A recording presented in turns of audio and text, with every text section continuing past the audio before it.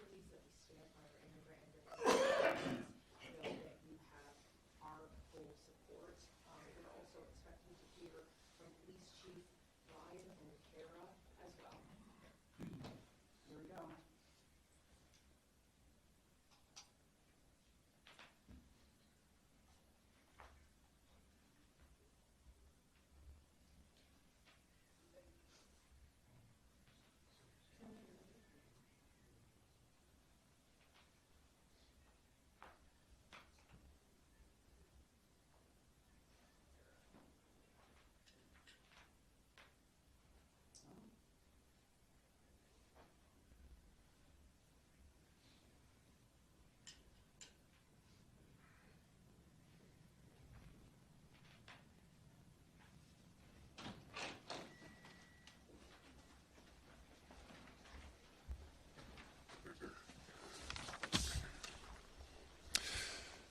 Tonight, we're here to give an update on the ICE shooting that took place earlier tonight on the north side. This is the second in a week.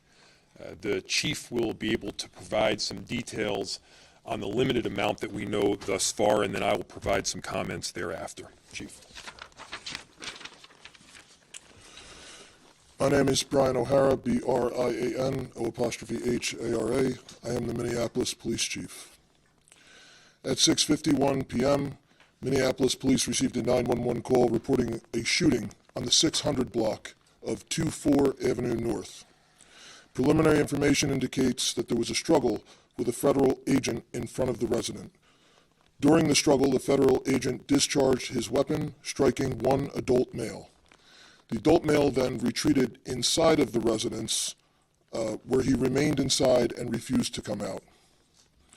Eventually, federal agents made entry into the residence, and the individual was brought to an ambulance where he has been transported to the hospital. Minneapolis police have secured the crime scene around the location, and the Minnesota Bureau of Criminal Apprehension, as well as the FBI, are on the scene processing the evidence. There's a crowd gathered in the area, and we have called for mutual aid from the Minnesota State Patrol and Hennepin County Sheriff. The crowd is engaging in unlawful acts. They have thrown fireworks at police officers, and at multiple times, gas has been deployed. Police are attempting to disperse this unlawful assembly at this time. I urge anyone that is at the scene to leave immediately. This is already a very tense situation, and we do not need this to escalate any further. I have faith that the investigators that are involved will follow every lead in this case and ensure it is completed to its logical conclusion.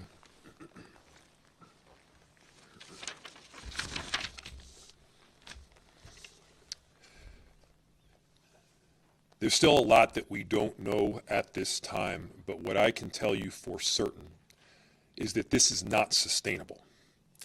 This is an impossible situation that our city is presently being put in. And at the same time, we are trying to find a way forward to keep people safe, to protect our neighbors, to maintain order. And we're in a position right now where we have residents that are asking the very limited number of police officers that we have to fight ICE agents on the street, to stand by their neighbors.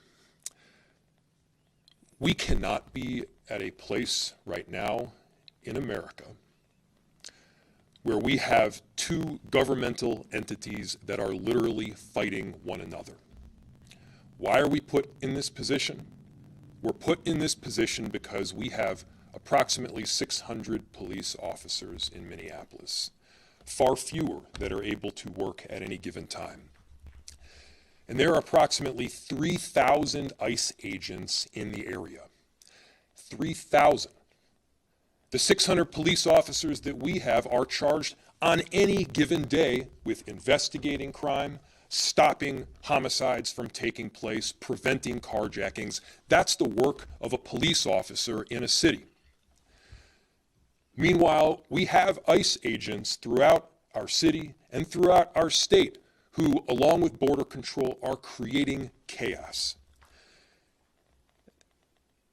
This is not the path that we should be on right now in America. Thankfully, there's another path. And I want to talk to everybody who's out there, even people who aren't living in Minneapolis right now. Maybe you just put your kids to bed. Maybe you're cleaning up the dishes. I'm sure you love your family. There's no doubt in my mind that you love your town. Imagine if that city or that town was suddenly invaded by thousands of federal agents that do not share the values that you hold dear. Imagine if your daily routines were disrupted. The local cafe that you eat at was shut down because they're scared that their own family might get torn apart. Imagine if schools shut down and suddenly parents got to figure out what to do for daycare. This is not creating safety. It's certainly not creating safety when a huge percentage of the shootings that have taken place so far this year in Minneapolis have been by ICE. So let's be very clear. I've seen conduct from ICE that is disgusting and is intolerable. If it were your city, it would be unacceptable there too. And for anyone that is taking the bait tonight, stop. That is not helpful. Go home. We cannot counter Donald Trump's chaos with our own brand of chaos. And I have seen thousands of people throughout our city peacefully protesting. For those that have peacefully protested, I applaud you. For those that are taking the bait, you are not helping, and you are not helping the undocumented immigrants in our city. You are not helping the people that call this place home.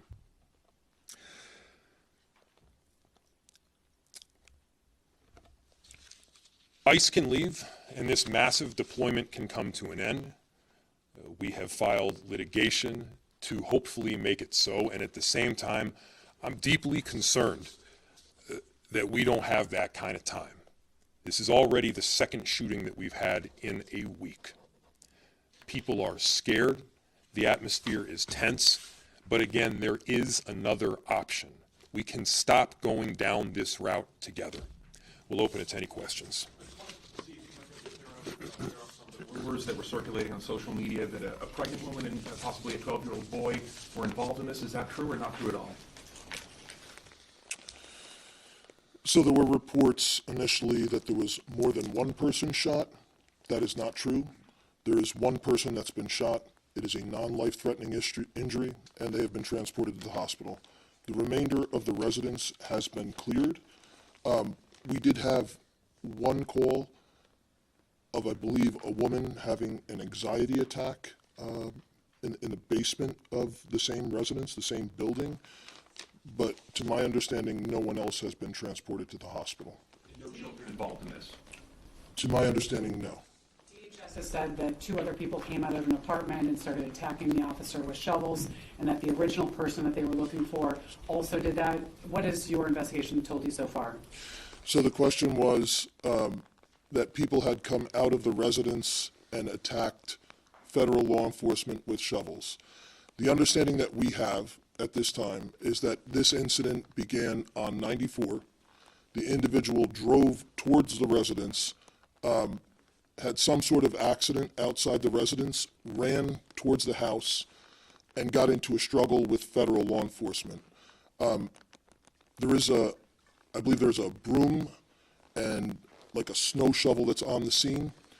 And yes, I have heard information that that some individual, at least one person, may have assaulted federal law enforcement. Yes. Okay. Will MPD be I am not aware if that's the same person who was shot or if that's someone else. Will MPD be doing its own investigation of what happened? The question was, will MPD be doing an investigation of what happened? I requested the Minnesota Bureau of Criminal Apprehension to respond, and they are on scene. You were saying that there was unlawful protesting that happened tonight. Could you be a little bit more specific? The question was about unlawful protesting. It has absolutely become an unlawful assembly. There are individuals throwing fireworks at police officers, individuals throwing ice, rocks, other projectiles at police officers. It is well past the line, and people need to leave. What kind of communication, if any, of you had with federal law enforcement tonight? The question was communication with federal law enforcement tonight. That communication was all on the scene. It was primarily related to trying to ensure that we were getting medical aid because we had a report of a shooting, and then also to try and ensure that we could maintain the integrity of the crime scene so that there could be an investigation into what occurred. Do you know what the condition of the person shot is? And we're also told that agent was injured and taken to the hospital. Do you have any updates on either condition? I have no updates on either condition. It's my understanding that this is a non-life-threatening gunshot wound. And can you talk about anything you know about that initial stop that started on 94, that initial chase, if you will, and anything you know about the person that they were following? So I know nothing about the person that they were following. And then the rest of the question was about the initial chase. It's my understanding that we have some other 911 call indicating that someone from the house was calling, saying that the person in the car was running from ICE. It was driving towards the residence. That's my understanding. Could Mayor Fry respond to criticism that local officials are contributing to rising rhetoric, and that's part of the reason why we're seeing, as DHS says, just protesters behaving in this sort of way? What rhetoric? So the question was, can I respond to rhetoric? What rhetoric? DHS says that there's rhetoric from local officials that they say has just kind of taken up the temperature of everything that's going on in Minneapolis. So the question was, there has been the accusation that local officials have perhaps taken up the temperature in Minneapolis. First, I'll say, show me a single place where I have encouraged anything other than peace. Show me a single place where we have encouraged violence. I have said from the get-go to people in Minneapolis, do not take the bait. We are better than that. I have encouraged peaceful protest, and I'll say it again, I am inspired by the tens of thousands of people who have in fact peacefully protested and fairly documented with transparency what is taking place. That is allowed in any city in the country. And I have made it clear that to the extent people are going beyond that, and those protests are not peaceful, and the violence that the chief mentioned, it's got to stop, and you got to go home. Two more questions. If this situation is not sustainable, as you said a few minutes ago, where do you go from here? What options do you as mayor have from this point forward? So just yesterday or the day before, I'm losing track of the days here, Minneapolis, along with St. Paul and the Attorney General's office at the state, filed a lawsuit. That lawsuit outlined the duress that our city is presently experiencing and how making people safe in our city is made all the more difficult based on the presence of ICE. We are hopeful that we will succeed ultimately in that lawsuit. Of course, my concern is that yet another shooting will take place. Yet another person will be injured or killed. This is not a new concern. The chief and I have been laying this concern out for well over a month at this point. This is not sustainable. Our officers, they are working tirelessly. Again, we have about 600 officers. There's about 3,000 ICE agents and border control. We need our officers responding to the basic day-to-day 911 calls. We don't have the capacity to both deal with that and all of this conduct that we're seeing from ICE on the daily basis. Earlier today and yesterday, I was out on a couple of major commercial corridors in our city. People are scared. There's basic rights that you should have to be able to live safely in your neighborhood, to be able to go downstairs and head to the cafe or the flower shop. The people that would normally keep up these shops American citizens, by the way, many of them, are terrified. Because American citizens are getting picked up off the street by people in masks. That's not the way things should be conducted in any city in America. That's not who we are. That's not America. So I'm calling for peace. Everybody has a role in achieving that peace. And we're going to try to do everything that we can to keep it. I've been in touch with Governor Walz this evening. If so, what has he had to say? Yes, our office, yes, is in touch with the governor's office, as we've been for the last week here. He has been an excellent partner in both ensuring that we have additional resources through the Minnesota State Patrol,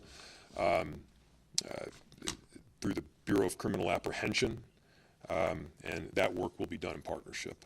Thanks, everybody. We'll have more information tomorrow that